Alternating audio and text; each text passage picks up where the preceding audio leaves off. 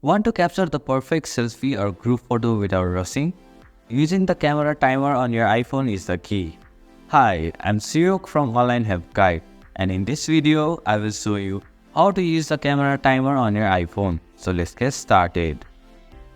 First, open the camera app.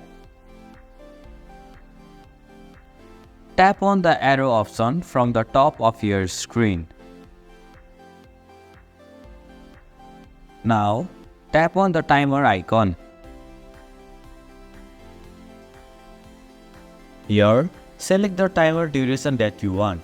You can usually select between 3 seconds and 10 seconds. Finally, position your iPhone and tap the shutter button to take a photo. The timer will count down, giving you time to get ready.